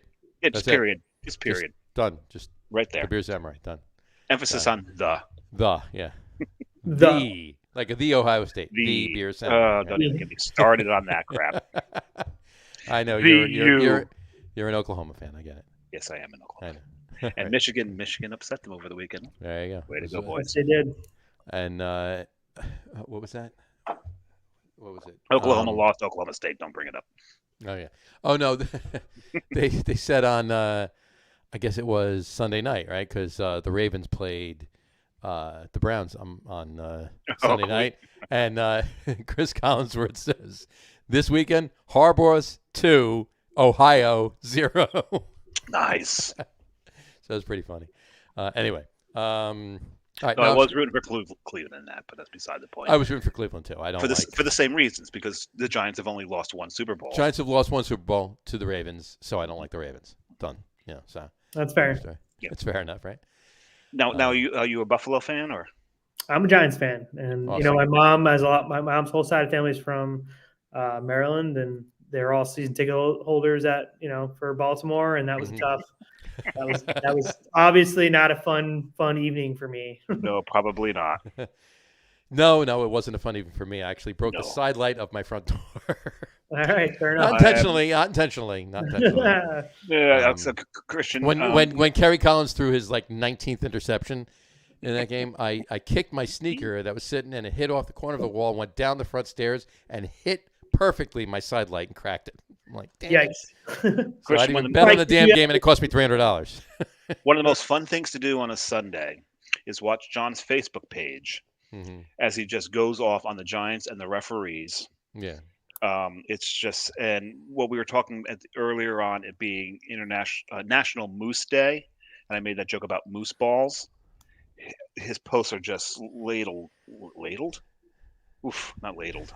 Riddled with moose balls. And you were saying laden and riddled at the same time, and it came out laden. It's just moose balls and poo emojis. There you go. Yeah, that's pretty much the Giants, though. I mean, when you come right down to it, right? That's fair. That's I hit the nail on the head with that one. We used to. I used to run a John Fladung over under, where we would hide the post from him and we'd do an over under of how many times he said this, did this, complained about this, and people would bet on it, and he would always blow it out the water. Yeah. The best way to go is just go with the over every time. It didn't matter. It depended on the game too, right? I mean, if the Giants just came out of the gate, which is rare, came out of the gate and won from they were ahead and there was no issues and there was no BS with the refs and there were no turnovers and this and that. Yeah, then it was an easy day. I posted maybe twice, that kind of a thing, but that doesn't happen. Yeah, you're engaged at that point. You don't need to post. Right. You don't need to post. Yeah. Well, anyway, exactly. This is not about football. This is not about football. That's tomorrow night. So John, I interrupt the question that you were going to. I was just going to say, let's talk about the foundation. I want to talk about the Common Roots Foundation. Well, it's funny you guys mentioned National Day because today is actually Giving Tuesday. It is Giving Tuesday. It is Giving Tuesday. So I would, as much as it's fun to support all the different mooses of the world, it's also a great day to support your local nonprofit that might need, or local charity that needs something. But the foundation was something that my father and I wanted to start before, from basically day one of a business plan. We wanted. So this is pre-fire. You wanted to start a foundation. Pre-fire, yeah, sure. And it was also, part of us, going into business was that, we wanted sustainability is really important, and it's not just putting solar panels on your roof or whatever. It's also being, a good community member, and it means that being a sustainable member of your community and supporting other businesses. Absolutely. Your customers doing stuff that, other organizations. So when it was always something that we had in the works, and there was probably, one night a week, if not, I hate to say more, but like there was always some, hey, this night we're doing this for this local organization, or we're doing these, there's going to be a raffle for gift baskets, or we're doing $1 for every pint going to this. There was always something like that happen. And we kind of felt like really good about that aspect, but it was like, we always in the back of our heads were like, we could do more than this, and it should be part of our structure as a company within our business plan to have that. So then the fire happens and we get overwhelmed with community support. And it was like such a catalyst for us to realize that, like, okay, we should harness this energy and create the infrastructure to keep this energy going. And let's see what else we can do, with it. So we started, we filed a 501c3 and started the Common Roots Foundation.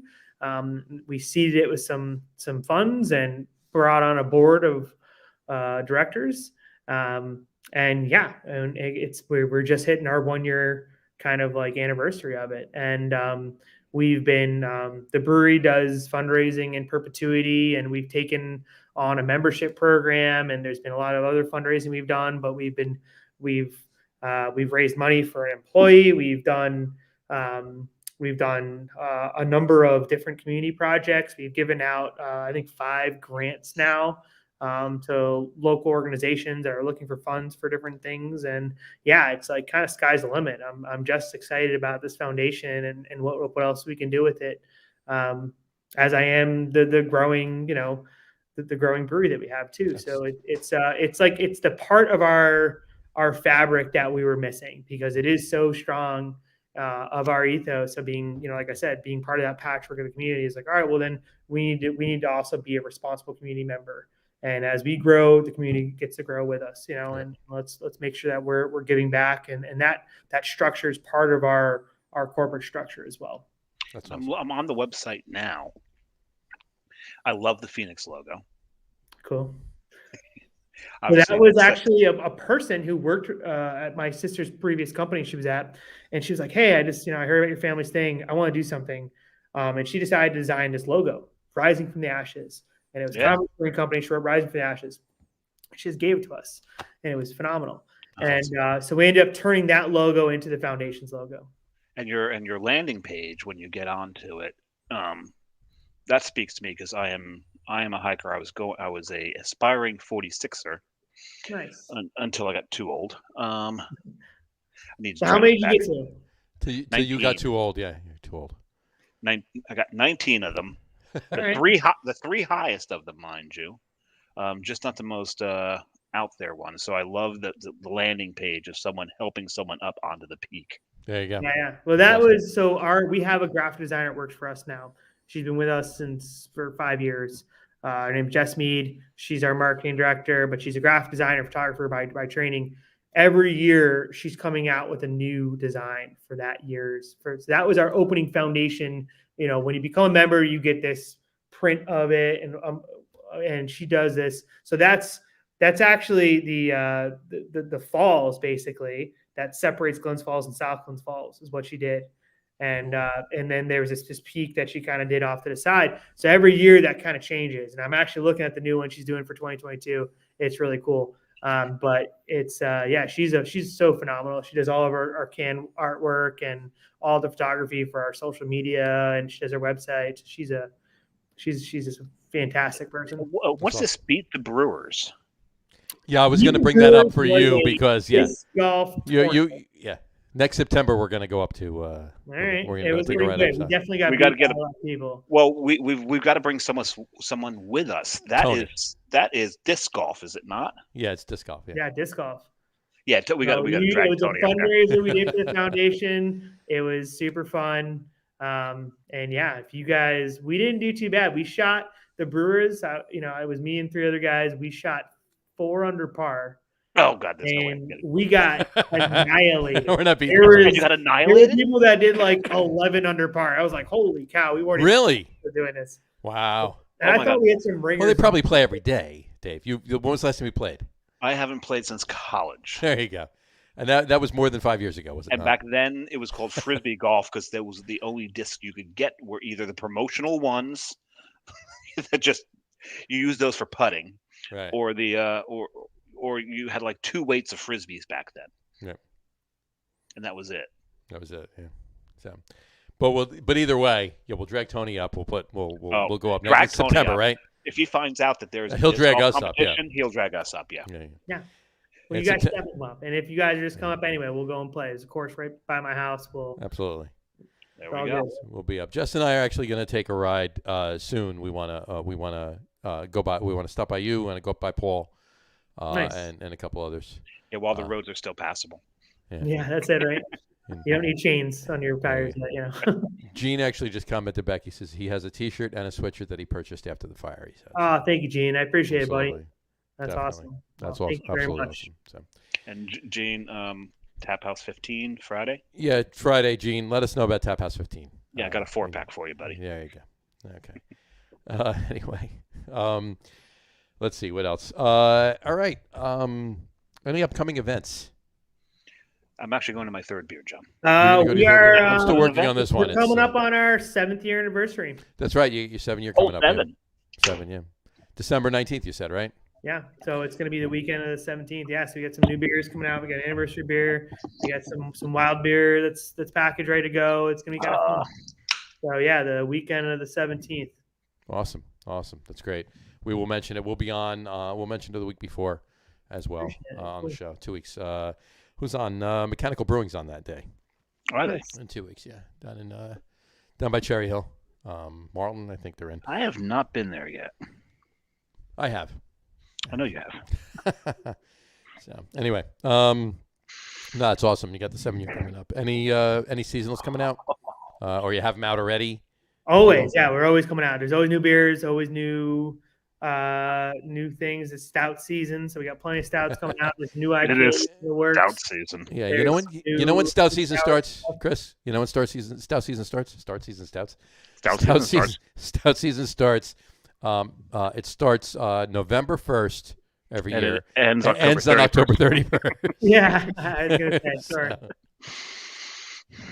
But so what do you have coming out stout wise, or what? Or it's Well, out our already? anniversary beer this year is a stout. It's a big pastry stout, which we went back and forth on what it was going to be and whatnot. But the anniversary stout, anniversary beer is a stout this year, and yeah, that'll be out. I'm pretty excited. It's being packaged coming up. It fermented nicely for a big beer. You always got to kind of watch that when you get up there in ABV. Yep. Sometimes they like to stall out, and you gotta keep it going. But this beer is. I'm pretty excited. Nice. Okay, so it's never just a pastry stout. What else do you have in there other than lactose? Okay, so you got. You know what? We have no lactose in there. You calling it a pastry stout without lactose? Yeah, we did it without lactose. There's some other adjuncts that. Oh, you need Oh, to. no, you, hold you on, need hold to, on. No, you need to see, explain, so it is- Lucy. No. I'm sure that they planned it like that, but it's harder these days to get lactose because It's not hard to do so lactose. much of it is going to It's Carlstadt. This effort So. to not put Valero lactose. Snort has cornered the market on lactose. Yeah, I just felt like we can make a great stout. I'm not saying that stouts aren't great with lactose in it, but you can also make stouts without. Oh yeah, no, absolutely. You're absolutely. no, right. we're- We're just busting other We're balls. busting on pretty some friends of ours who own a brewery and just Have you heard of Bolero Snort? yeah, they actually put out a beer called "Oops, Forgot the Lactose." It's just an IPA, and they're like, "Oops, forgot the." That's the name of the beer. Oops, forgot That's the a lactose. great name. I love it. That's awesome.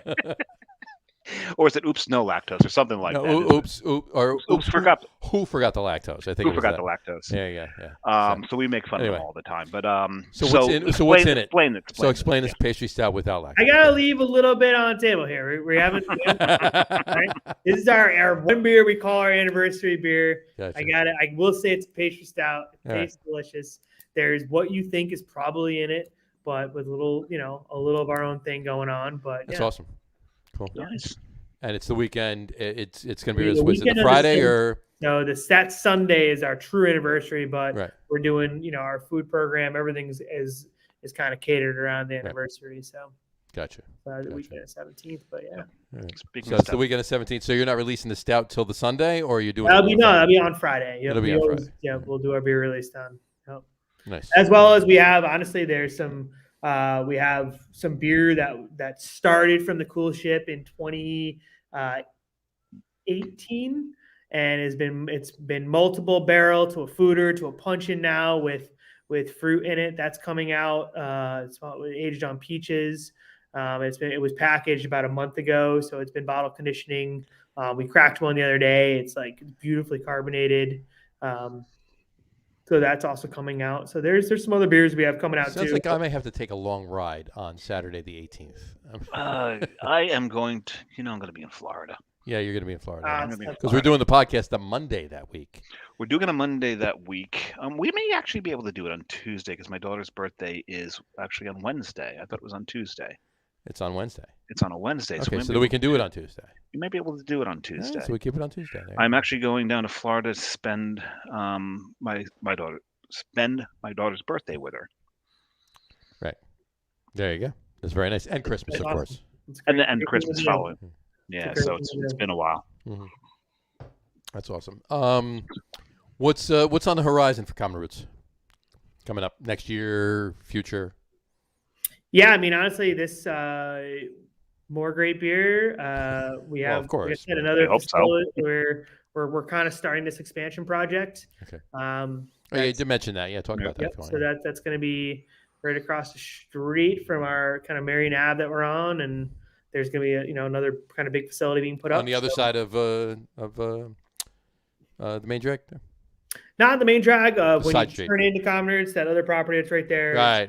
We Gotcha. just acquired, and we're going to be putting out of another facility in. So that's that. And yeah, man, we're just excited. We're happy.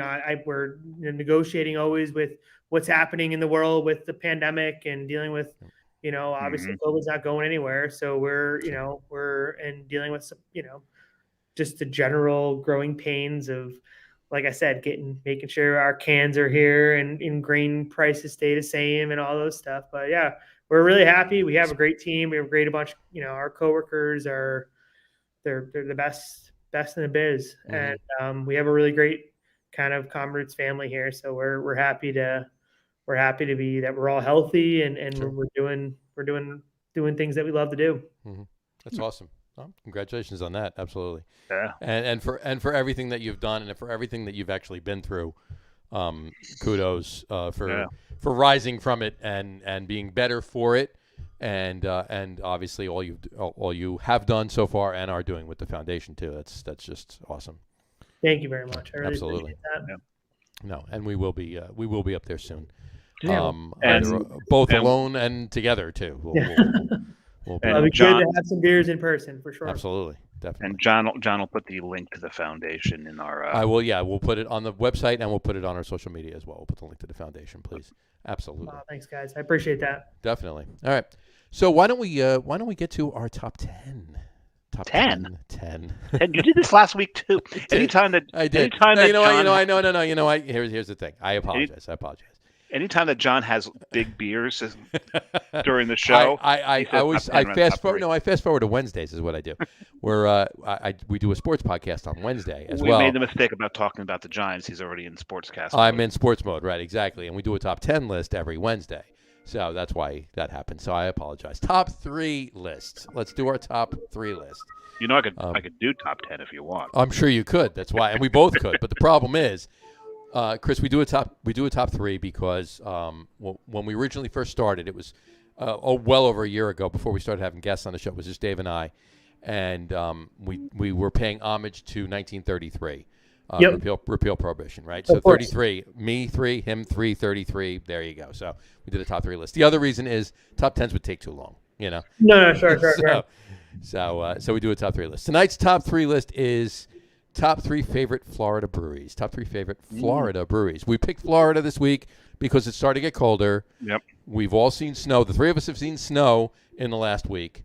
So we figured Florida is nice and warm. So let's pick Florida breweries. That's the inspiration behind picking Florida to we talked about possibly doing Texas, but the first person who commented, Tony, he's from Texas. He's from Texas. So we should probably do Texas breweries with Tony. He's a recurring guest on the show, and he's a lot of fun. He's a great guy. Yeah. So anyway, but like I said, tonight's top 3 list is top 3 favorite Florida breweries. Chris, why don't you kick us off? Why don't you let us know what your top? You just 3 ramp, do all three, or what? Do all three, However and you you can want talk to. about them. You want to just I just think, list them and be so- done. That's fine. You want to talk about them a little bit. That's fine Yeah, too. no. I think I think my first Give me a one 3, was 2, 1. Give me a 3, Seventh 2, Son 1. Brewery. Met Which them one? at Seventh Son Brewery. Oh, God, Seventh Son. Seventh Son. And Yeah. we Yes, met yes. them first in when I was, they got like Extreme Beer Fest or something in Boston. Great sour program. Sure. And it did And that. they're geniuses of marketing because every Hunapoo day, the morning after, they have the morning after party. Yep. And there is lines Sure. up the street to get into it. They're absolute geniuses in getting people into their brewery. Mm-hmm. No, they're great, and they make great liquid as well. I would say probably another one would be maybe Green Bench. Again, great wild brewery, good lager program. Loving everything they're doing. And then another brewery that I think they were like 1 year old when we started, and it was probably one of the first Florida breweries outside the main boys that I've had before would be Cycle. Good Cycle. stout. Speaking of Cycle's stouts, great. Yeah, absolutely. They've been doing it for a long time, and I got to give it to them. So those are There you Seventh Son, Green Bench, Cycle, my top 3. And So, Green Bench and Cycle, you can stagger from one to the To other, the other, yeah. which is nice. Cycle's got some phenomenal hoppy beers and massive, massive stouts. Their stouts are insane. They really The are. stouts are Cycles. thick Mhm. and dark. You don't even have to boil them down to make a syrup. No. oh yeah, no, totally. I think I actually have poured leftover Cycle stouts on pancakes in the morning that was left from a bottle share. I'm like, screw it. Let me think. And it was good. No, I'm kidding. But anyway. they're- All right. Cool. Samurai, what are yours? I didn't actually do a 1, 2, 3. I kind of went areas of Florida. So we'll start in the north, and it's why I'm wearing this shirt today. Aardwolf up in the north. They've got a great barrel program up there. My brother lived. They're in Jacksonville. My brother lived in Jacksonville, so he knows them pretty well. He was there all the time. I got to, on many occasions, down at a couple of the beer festivals there, drink with Previn, their owner. A lot of fun. Love their beers. Mhm. Love their beers. Christian stole my mid coast Mid Coast. one. Yeah. Central Florida one is obviously Green Bench. there. You go. Absolutely. Again, whereas Seventh Son does the after party Mhm. for Hunapoo, Sure. Green Bench has the pre-party. Pre-party, the absolutely. pre-game, They have the pregame, yeah. and it's fooder for thought. So it's a Fooder for thought. fooder for thought. Fooder for thought. It's called fooder for I thought. know. That's what I'm saying. I love it, and they do it. It's for charity, and I think it's for a hunger charity. I believe you're right. Yeah, I think it's Hungary. Yeah, I think it's for World Hunger. Mhm. And every year they secure a keg of a Cantillon. Mhm. And when I was there, it was Rosa Gambrinus. Right. So, Rosa Gambrinus is a great beer. that was fantastic. Last time I had Rosa Gambrinus was actually I was writing an article. Monday nights I used to go over to the place, and I've talked about it on the show before. Augers Well, Yeah. on St. Mark's, used to go over there Monday nights and write. Just be working. I'd drive in. I'd sit there. I'd sit in the booth. I'd be writing my article, having a couple beers, and after the second or third one of these, I realized that it was bottle share night for Greg and his buddies, and he would be bringing me over. What they had? Whatever they had, but there'd always be a Cantillon every Monday night. And I'm like, well, I'm just coming here every Monday night, whether I'm writing or not. I'm just coming back every Monday night. Christian, how we got here is Green Bench was my Central Florida. So you broke it down by region. He did. I just did 3, 2, 1. You did 3, 2, 1. He did northern, central. I tend south. not to do 3, 2, 1. I tend to do categories, and He the doesn't north like to was- give somebody props over somebody else. That's what he. Yeah, does. I will do it every now and then. But so North Florida was Aardwolf, and Green Bench. You brought up Seventh Son. Seventh Son has the greatest post Hunapoo party. The best pre Hunapoo party is Green Bench at Fooder for Thought. Yep. And what they do is every year they manage to secure a keg from Cantillon, Mhm. and it just and I remember we were there because I would go to Hunapoo Pouring for carton brewing. Yep. And we got there a little late. Augie was already there. That's only one for me. One for you. That's and, right. and we got there a little late. He gave us our tickets. We went and got our Rosa Gambrinus. And then I went into the bartender. He goes, we only got about half an hour left. I said, I'm going to run through as much of this stuff as possible in half an hour. That bartender was fantastic because I think I had about 12 beers in that half hour. Well, I was drinking one. He's like, what's your next? And it was, oh man, getting up the next morning was so hard. You're hurting a little bit. Exactly. Yeah, it was. I was not as much as I was hurting the day after. I was going to say, then you have to go to Hunapoo Day. So that was. Get to go to Hunapoo Day. We started drinking in our hotel room at 9 a.m. And I think we finished drinking at about 4 a.m. But you got to remember, there's 1 hour missing in there because Hunapoo Day always is daylight savings. Sure. Yeah. So you lose an hour. Thanks, guys. Just remember, you can't drink all day unless you start in the morning, so it doesn't matter. Correct. Exactly. So then we're going to go south. My South Florida favorite brewery in South Florida, and I'm going to stick over onto the West Coast here is Naples Beach Brewing, which is interesting because there's 2 breweries in Naples. Naples Beach is furthest from the beach. But they run the gamut of styles there, and I think they pour about 30 in their tap room. So you can sit there and just get flight after flight after flight and just stumble out of there. And I remember the first time I was there, I had rented, I got a rental. I was supposed to get like this Oldsmobile. And they said to me, well, the person who had it was smoking in it. We can't give this to you. So they're going to put me in like this little teeny tiny car. And they said, well, you can do the Sun and the Fun package. I'm like, yeah, but that's extra money. They're like, well, yeah, but it's $20 extra, but for your inconvenience, we'll cut it in half and only charge you $10. Like, it's just one day for $10. I'm like, what are we talking about? They're like, well, it's a convertible Camaro SS. I went, here's my money. Okay. You're like, okay. Done. So I roll into Naples Beach Brewery in a convertible Camaro SS. And man, I tell you, after drinking at Naples Beach Brewery, my kids live outside of Fort Lauderdale. So driving across Alligator Alley after Naples Beach Brewing in a Camaro SS convertible was so much fun. You can imagine. I made it across the state of Florida. Now it's not that small of a state, and I think I made it about across 2.5 hours, 3 hours.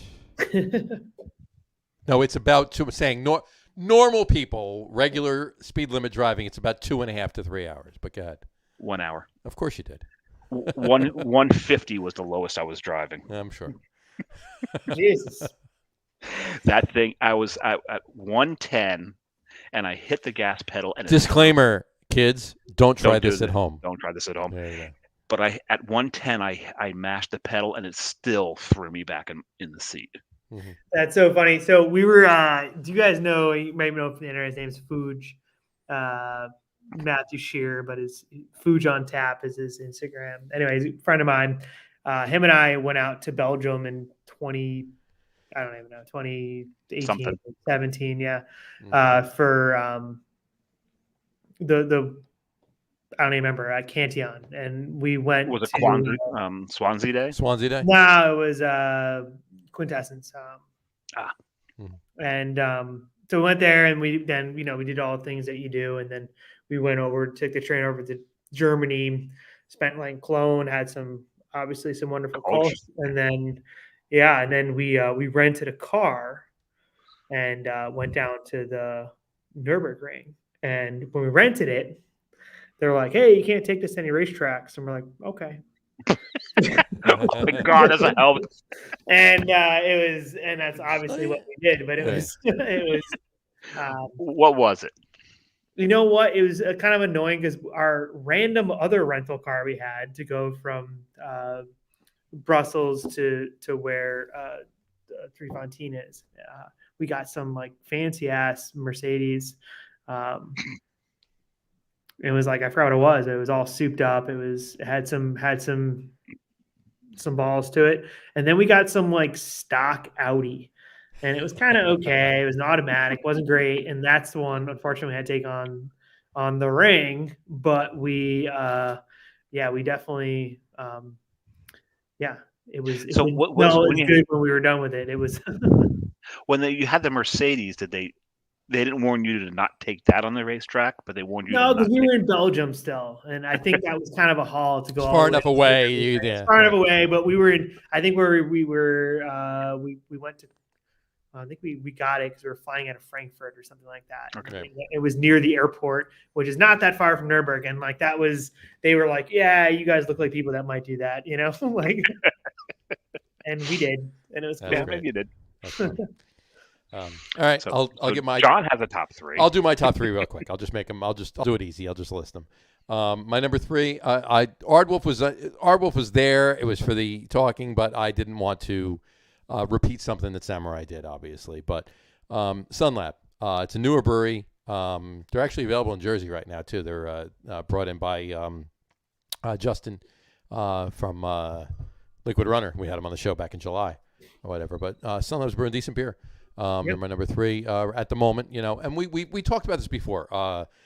Top three lists are fluid. Like if we ask, something like a top three Florida breweries, that's not going to change that much unless you're spending a lot of time in Florida, right?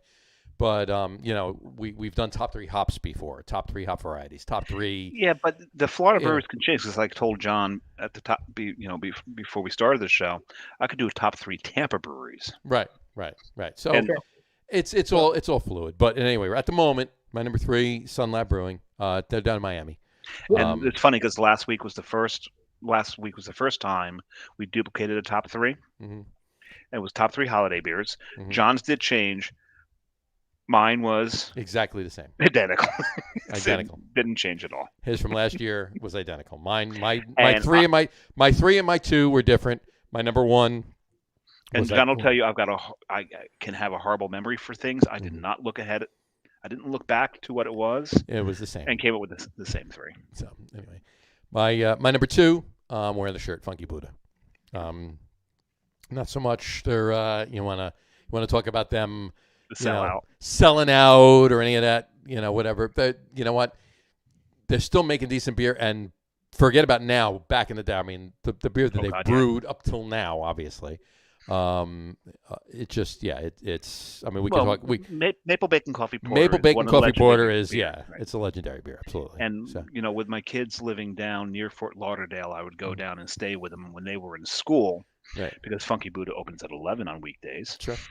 I would be sitting in the brewery and I'd walk in and I'd tell them, if it's 2:00, kick me out, please. And it got to the point where I'd walk into the brewery and they'd be like, "Hey, Jersey's back." I'm like, I should not be this well known in a brewery. In a brewery in Oakland Park, Florida. 2,000 miles away from where I live. This is not good. So anyway, number two, Funky Buddha, and number one, Angry Chair in Tampa. You want to talk about pastry stouts? Yeah. So I really think they need a program that when you walk out of there, you get just a complimentary insulin shot. Would make sense. Yeah, I just had not too long ago. I just had a German chocolate cake pastry. Oh God, that's such a good beer. But I've watched teeth rot in that brewery.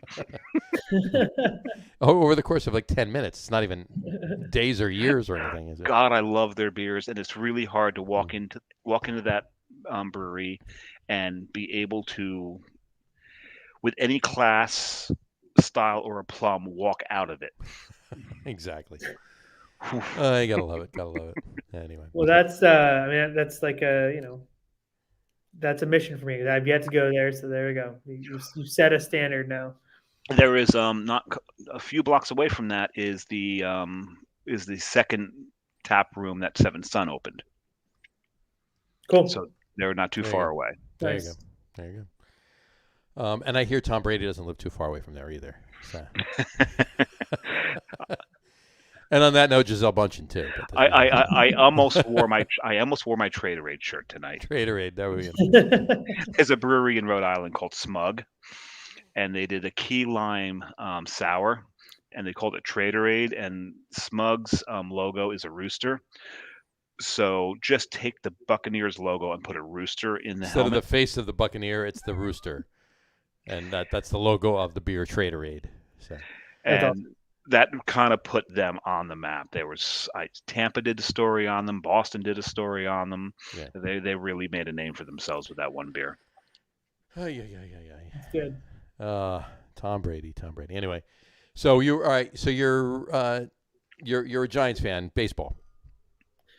Baseball, I'm a Sox fan, Red Sox fan, but to be honest with you, if you really go back to the original, I'd say my family's from Maryland. The Orioles first fan. Orioles fan, Cal Ripken Jr., Sure. Brady Anderson, Roberto, the Iron Man. That was a team I grew up with. Sure. And just being in the league, we all just hated the Yankees, so that's how I became kind of a Red Sox fan as well. Well, it's ironic. Okay, it's ironic because Dave and I, our favorite team, The Mets.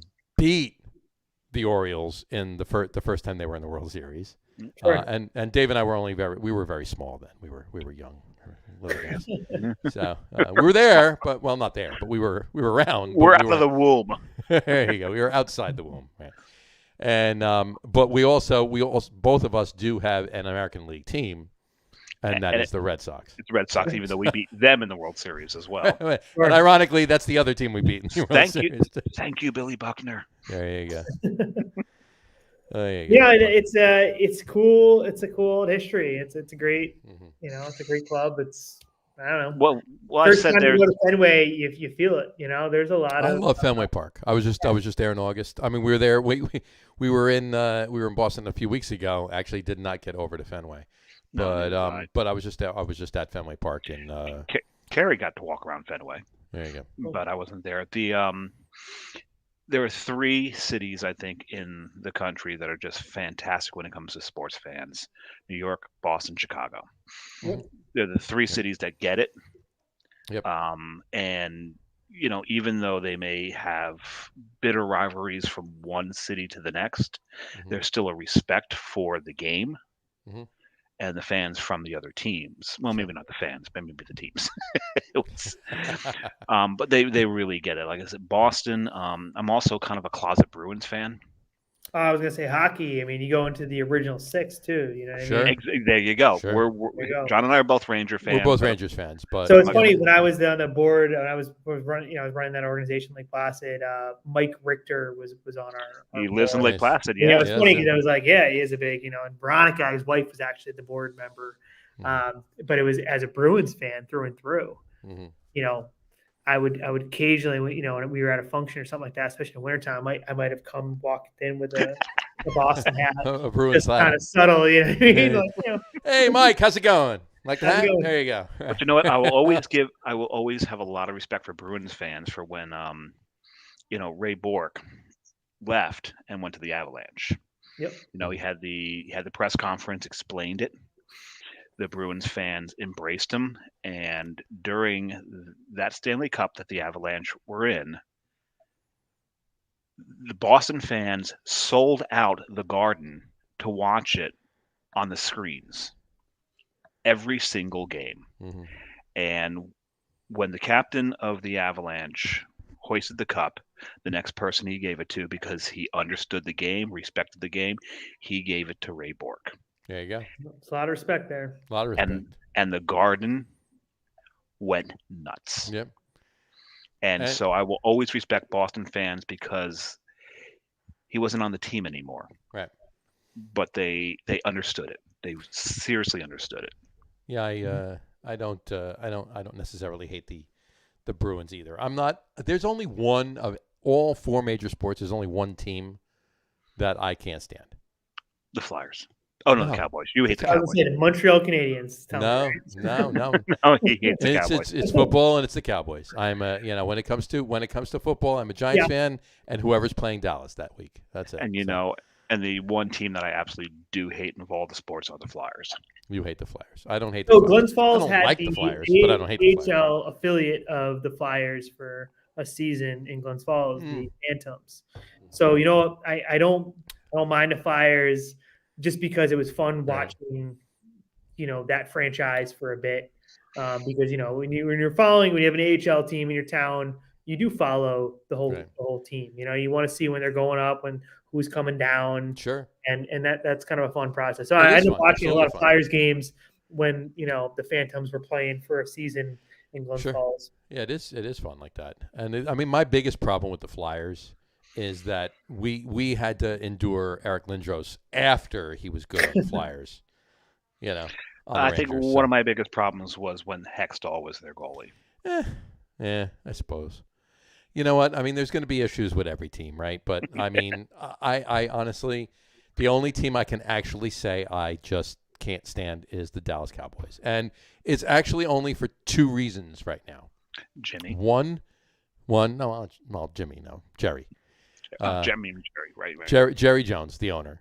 Dude, Jerry Jones owns Legends, which is one of the big. They're like a center plate. They're one of the big concession companies that. Oh yeah, right. Venues, Yeah. including Right. SPAC, Right. which is our big concert venue. Mm-hmm. And I'm like, oh, I knew I hated dealing with Legends. Jerry Jones owns it. That's why. And it's Jerry Jones, and the other reason is because I cannot stand this. Oh God!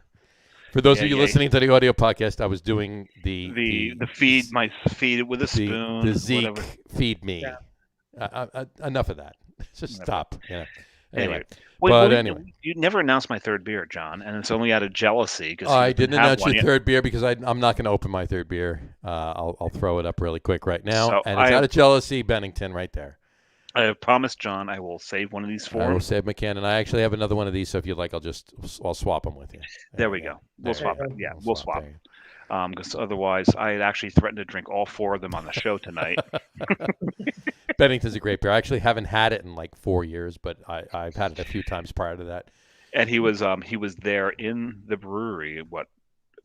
I was there a week and a half before you, and they didn't have and it. they didn't have it. And I stumbled into it. Well, just give me that. That sounds good. There you go. Really quick, Chuck Aaron from Jersey Go Brewing in it's Mount Olive, but it's Bud Lake, and it's near Hackettstown. So it's all three towns if you want to call it that. Jersey Go Brewing in New Jersey. Chuck Aaron says cheers. There you Hey, cheers, Hey, Chuck. Chuck. Good to see you, bud. go. There you go.